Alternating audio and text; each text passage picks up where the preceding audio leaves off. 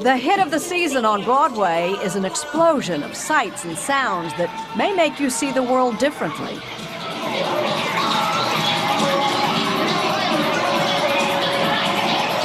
What's your name? Christopher Boone. Where do you live? 36 Randolph Street. What are you doing here? I need to sit down and be quiet and think. The curious incident of the dog in the nighttime, about a 15-year-old boy with autism, starring Alex Sharp. The play is based on a best-selling novel by Mark Haddon, who resists labeling Christopher as autistic. That puts him in a box. And as soon as you stick a label on, you say, no, he's not like you, he's like someone else. I mean, people are so incredibly different in so many incredibly different ways. It seems such a tragedy to sort of give you all a point score between A and B.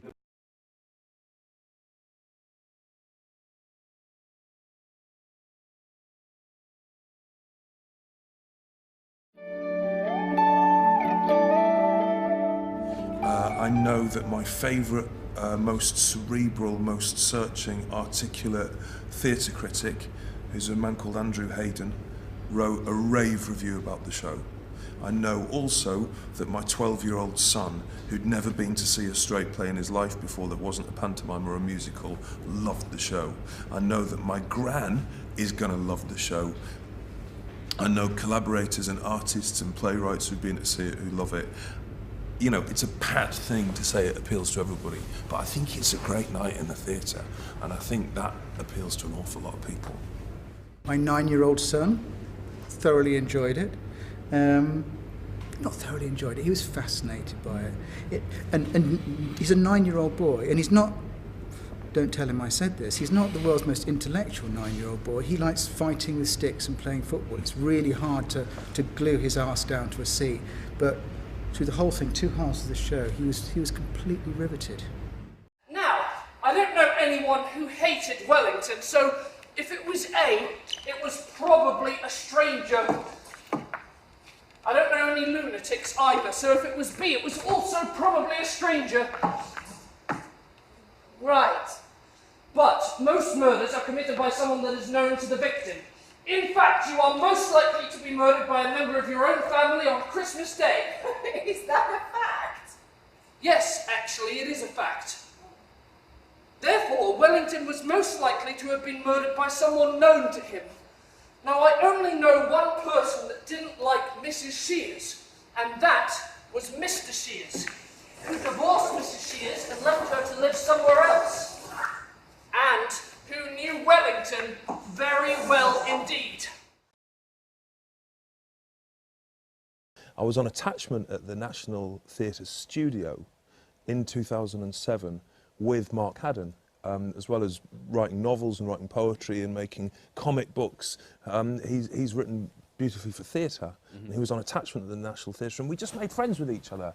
Actually, you know, we're very similar men, we're very similar age, we're both fathers, we kind of share the same taste in music. We just used to go on, hang out and grumble with each other. We were mates, and he emailed me, I've still got the email, he emailed me and said, you know, would you think about adapting it? Would you have a crack at it? He'd been approached 100 times to do something by theatre producers to get the rights to produce it. And when the producers of Godspell produced him and asked him if they could make a musical out of it, he decided that he wanted to take ownership of how it might be done on the stage. And I think he was drawn to me because I always say that he was attracted to my heart of flint. Because for him, the book isn't a sentimental book. It's not necessarily a soft book. It's not a soft story. And he wanted a dramatist who would have an edge into it. Could we quickly say what this story is about for those who out there who don't know? Sure, it's a story about a boy called Christopher John Francis Boone. He's a 15-year-old boy who he finds people difficult. I'm reluctant to diagnose him, I'm reluctant to say he's got Asperger's or he's autistic, because I think that's simplistic, but he finds social interaction difficult. I heard you or Haddon say that this is not a book about autism, it's a book about difference. Yeah, that's what Mark says all the time. I think it's a book about difference. I think it's a play about family, actually, and about dealing with difference within the family. People are very unpredictable to him, and they pull faces that he doesn't understand. He can't read subtext, he doesn't understand metaphors. He gets overstimulated by things. It must be exhausting. Yeah, it is. It is. It all makes so much sense. Every day, like walking down the street, and there are tons of people around me just want to like crouch down and start groaning. So I feel like that all the time in my real life. You also have to be someone who would like being on their own in a tiny spacecraft. Feels like an exaggeration of qualities that I think a lot of people already have. Christopher describes himself as a young mathematician with some behavioural difficulties. He's very talented in his own way, but he has huge social problems. The premise of the assignment is that... In fact, high-functioning people on the autism spectrum, like these teenagers at the Hilltop School in Philadelphia, are often extremely intelligent. Christian Kleinfelter is 16. You are musically... He's very musically inclined. I really like math too, though. You're very bright. Are you aware of that? Yeah. Do you feel... Yeah. And yet, life presents many challenges. David Heller is 18. I've heard people say my IQ's higher than my brother. Then I think about, then why is he more successful than me? They've all read The Curious Incident of the Dog in the Nighttime and identify with the character Christopher Boone. I loved the book. I could not stop reading it. Therefore, Wellington was most likely to have been murdered by someone known to him. He feels more secure about math and logic things, and he tries to steer clear of people. Advanced brain imaging may one day explain some common autistic behaviors, such as an aversion to human touch, which Paula Murphy knows well.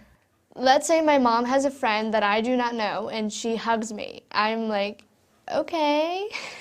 So I'll hug her back because that's what I'm supposed to do. That's social manners, but I would just feel awkward the entire hug.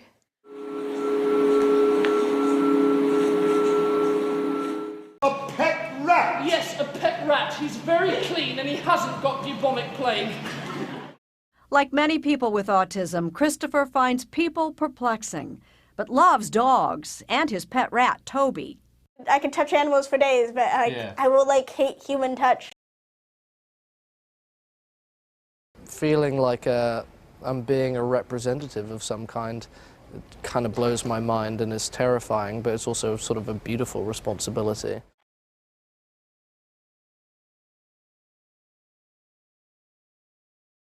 Christopher's got a very unique and wonderful and extraordinary and imaginative brain, and the lighting, the set, the projection, the music and the sound are all supporting the fact that this is inside his view of the world.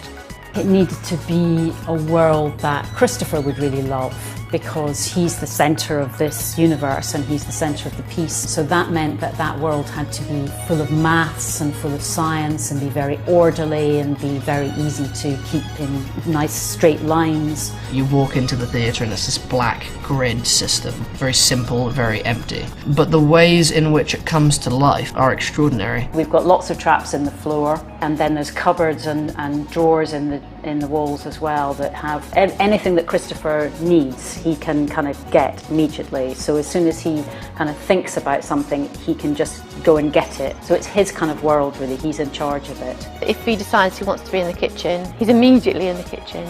And the only prop that we show is the prop that is interesting to him.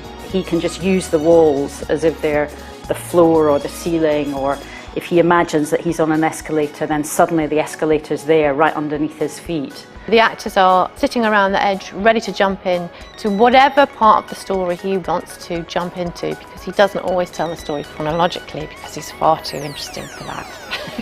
Everyone in the room, along with the ensemble, are all sort of Christopher's brain microbes.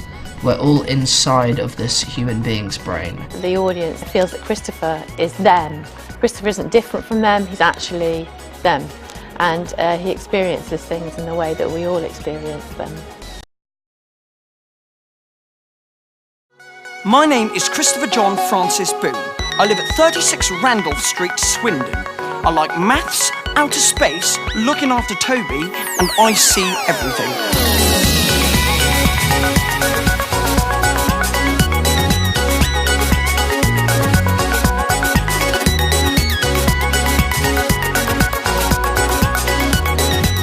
Bus on the way to school, we passed 4 red cars in a row.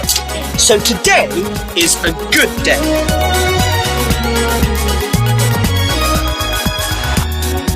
I'm gonna find out who really killed the dog. Someone killed a dog? With a fork. Jesus Christ! A garden fork. Oh.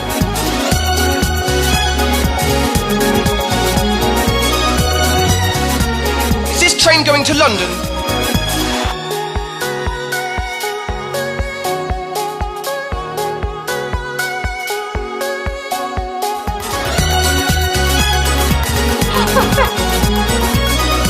Come on, Christopher. Touch my hand.